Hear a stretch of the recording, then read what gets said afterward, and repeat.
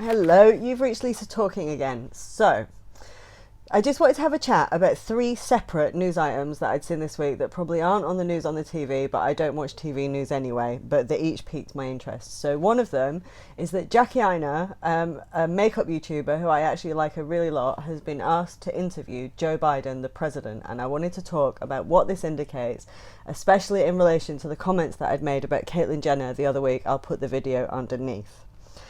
I wanted to have a little chat about Boris Johnson and Dominic Cummings and the dysfunction that's on display at present in their complete fallout. Now, I've talked a lot about what keeps the UK stable, and with these two, I want to talk about what's generating instability.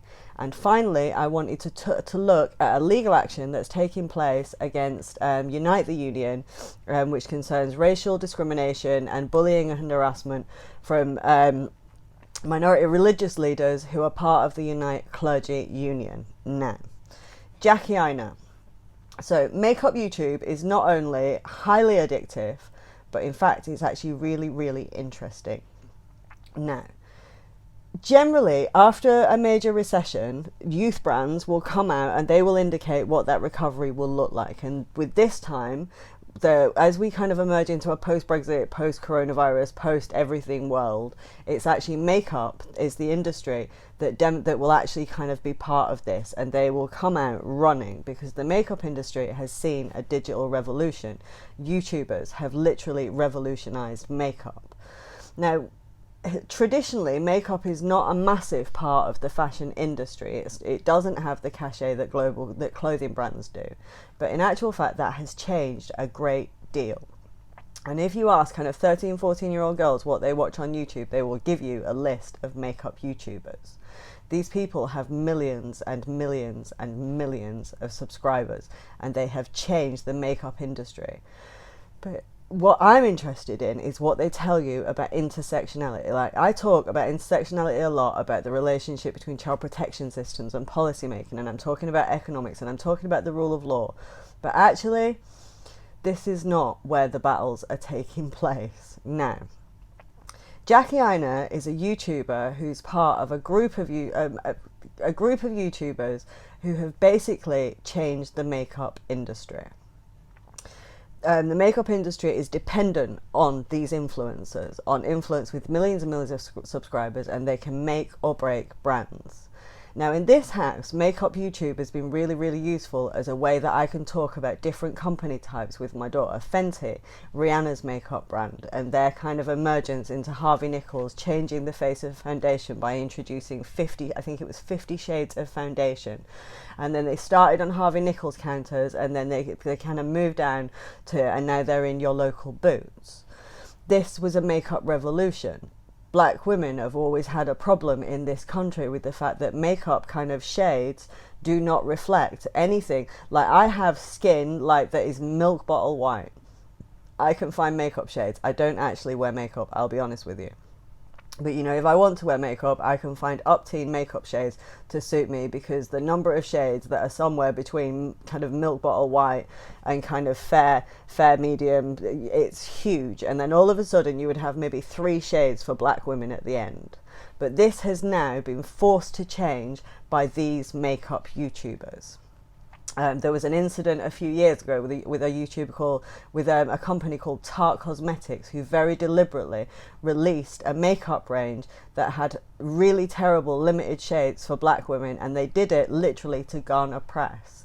And it was a video by a woman called Naima Tang, who, by the way, is beautiful, who literally changed the conversation about race that was happening in this house, and led to my daughter understanding that she was a consumer, and she made this decision: I will not buy Tarte products. And, you know, little girls all over the world said, we will not buy Tarte products, and all of a sudden Tarte products had to slash 50% off their prices and were on sale constantly for the next year. This nearly broke this company. Now, Jackie Aina is a really, really, she's really, really watchable. I was going to do her intro, but I would just die of embarrassment. And she's been a YouTuber for several years, and she actually taught us a great deal in this house. We were a fan of a YouTuber called Jeffree Star, and his makeup products were actually amazing. I bought my daughter a very expensive eyeshadow palette for her birthday and for Christmas, and these eyeshadows were like nothing I had ever seen or been able to buy when I was younger. The quality of this makeup was incredible. But this guy, Jeffree Star, he had made some comments, particularly about this YouTuber, Jackie Aina, that were not good, but he had said, I had learned from this. And me and my daughter, we talked about this quite often, about whether we thought that he had, and we decided we thought he had, and we continued to buy his products until we found out that one of his first business startups had literally used Nazi iconography, and we realized that actually this was about narcissistic kind of media personalities, and all of a sudden we could see that the business model that this man represented was not good, and that there was real white supremacy. But one of the things that really showed us how racist the makeup industry could be was the way that Jackie Aina was treated. So many of these YouTubers have a really, really substantial big business model. They build up their subscribers, and then they generate deals with makeup companies, and they actually generate huge amounts of sales for these makeup companies. But the launches of their own palettes with their own name through up-team brands is a major, major deal. And this woman got a palette. We waited for her to release her makeup product, and we really wanted to buy it. And she released a palette through a brand called Anastasia Beverly Hills.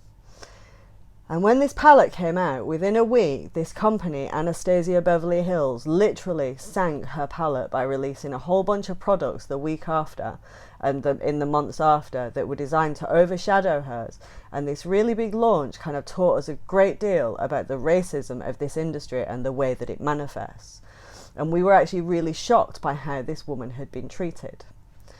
Now, in my comments about Caitlyn Jenner, I talked about the fact that in the White House at present, there will not be one person who does not know what the word intersectionality means and is not familiar with the work of legal scholar Kimberly Crenshaw and her work on how marginalization reproduces. And I said that Joe Biden, as a consequence of the race war that had been launched by Trump, would be seeking to get the kind of support of black women. And I was absolutely thrilled the other day to find that Jackie Aina had been chosen to interview Joe Biden. Now, this is a really smart move on his part. I don't know, I probably should have checked before I did this video how many subscribers this woman has. But this woman is speaking to black women and black girls. And for him to seek out this woman and to choose her, we know that these interviews are often just PR things and, you know, the mum's net kind of politicians talking about biscuits thing. Sometimes they can be a bit insulting. But what this indicates is that Joe Biden is seeking out the support of black women, and he's seeking to be visible to black women who buy makeup. And also it shows that Joe Biden's team have identified this woman who has been putting in the hours, she has put in the work, and she is very, very successful. And she is literally, we watch her, she is on the receiving end of so much racist abuse. And we've seen with Twitter and UK politics how racism and misogyny manifest and how women, it's made unsafe for them to speak online. Now these women, Naima Tang, Jackie Aina, Rihanna, they have changed the conversation about race for an entire generation of women, and they have done it not by preaching about feminism or archaic academic texts, but actually they are talking about makeup, and they are talking about the money that women spend, and they are showing that black women are consumers and that they will not take companies behaving like this. Companies like Anastasia Beverly Hills, companies like Tarte Cosmetics, they have paid a heavy price for their complete disregard of these women. And the way that Anastasia Beverly Hills treated Jackie Aina, while it wasn't really said, I think overtly, because Anastasia Beverly Hills are quite powerful within that industry, it was noted by a lot of people how badly this woman had been treated when she had released her own palette. And now she has been chosen by Joe Biden to actually carry out this interview, and Joe Biden is showing that he knows how to use the digital landscape.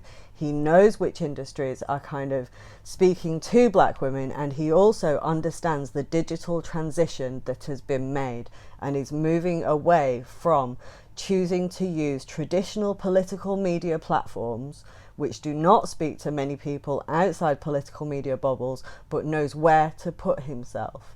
And this is an incredibly interesting move. Now, the other thing I've been kind of trying to ignore is Boris Johnson and Dominic Cummings. Now, what I had said in my video about what's keeping the UK stable is I had said that the way that we had managed the coronavirus crisis had actually shown a lot of countries that we were stable. But in actual fact, there have been a lot of problems. And there are two strands to the way that we have dealt with coronavirus as a country. On the one hand, the fact that we have a competent health service, on the one that we can manage the kind of vaccination programs, that we have been able to use our welfare system to emit an economic stimulus. These are all signs that we are a stable country. But what has undermined this is the dysfunction that is still evident around Westminster and is being transmitted out. Now, Dominic Cummings was the man behind the Leave campaign to get us to leave the European Union. He was the subject of that drama with Benedict Cumberbatch, who's in everything, but he's actually a really talented actor. And he's actually a very important figure. He's a man who talks a good game about the problems in Westminster, about elite social closure, but he's actually part of this club, and he's actually he's not anywhere near as clever as he thinks he is. Now, when you become a strategist for a prime minister, especially one where you have been the person who generated the campaign to launch this country into instability, you need to be able to understand that you have responsibilities.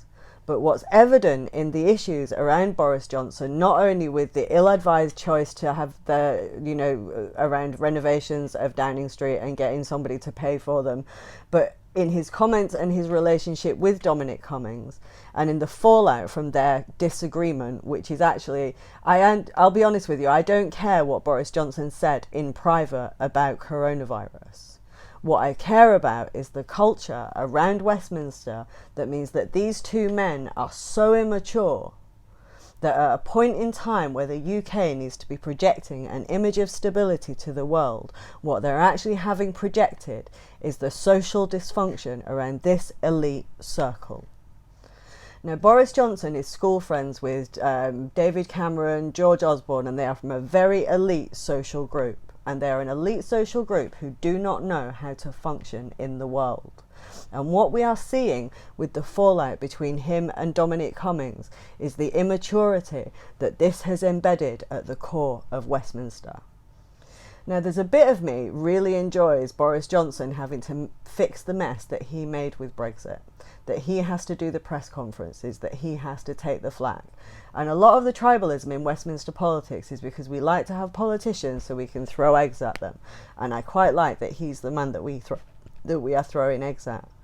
But at the minute, what's being demonstrated between him and Boris Johnson, between him and Dominic Cummings, is real instability being generated from a very shallow, very localised point within Westminster. And while this country is a very stable country, and we have a lot of strengths, what is undermining it is this particular social group. Now, they are quite happy to demonise other groups. David Cameron was like Broken Britain, and he targeted women like me and welfare claimants as if they were responsible. This is the social culture who have literally broken this country and danced us off the world stage. And they do not even have the maturity at this point to be able to put their personal feelings aside and understand that they have responsibility. Now, there's a lot of people who are, like, a really interesting strategist that you can refer back to is Alistair Campbell. Now, I don't think that he behaved particularly well while he was in post. But he understood that the things that are said behind closed doors are because you are there and you embody power. When you are in that Prime Minister's office, you embody the political responsibility of that office. And it means that your responsibility is keeping that country stable. And when you fall out within that office, you do not then use it and project it out like schoolboys at war. Now, Dominic Cummings has probably just ended his career this way, and I really don't care. I really don't care. By their works shall they be known, I think, is a good epithet for these people. But we are a very, very stable country, and what Boris Johnson and Dominic Cummings are demonstrating at the moment is the immaturity and elite social closure that actually led to our problems in the first place, and jeopardizes the future for not just us, but the next couple of generations of people in this country. Now, finally, I wanted to look at Unite the Union. Now, they are currently being sued for racial and religious discrimination, harassment and bullying by a Hindu chaplain and scholar, a senior fellow at the Anglican Foundation, and a fellow in Islamic Studies at the Westminster Institute, and they have commenced legal proceedings against Len McCloskey's trade union, alleging racism and discrimination. Now, at present, we have a huge problem with our trade union movement. PCS, Unison and Unite have basically shown that we do not have functioning trade unions and we need them. Local authority workers, HMRC workers, civil servants and all the sectors that are served by Unite the Union need representation. This is an essential part of our democracy. Now, this culture at the core of these trade unions have shown that they have illegitimately had power and been stealing the power from the people they are supposed to be representing for a long time, and they have just waged war in the Labour Party on their own party. They've had a supporter base turn on Jewish people. They have directly facilitated a policy reflex that has killed about 100,000 people. And this legal action and other legal actions like it are very, very, very important. What's going to happen over the next few years with our trade unions is a series of crises like this which highlight the institutional dysfunction, which means that we do not have trade unions. And they have engendered a culture where they are literally openly on Twitter and behind closed doors encouraging abuse, intimidation, and in the case of unions like Unison and PCS, using social movements to seek out vulnerable people to subordinate them in a period where policy actually killed people. And this is a very key source of dysfunction. Now, while they have localised that, while they have isolated themselves in terms of the impact on the war in the Labour Party, and Labour will never be elected again specifically because of the actions of men like Len McCloskey, this country has to deal with the risk that is being generated by these trade unions and by the fact that this means that we do not have trade unions representing any sector in this country. And we desperately need trade unions. So I've got that off my chest. I'm going to upload this today.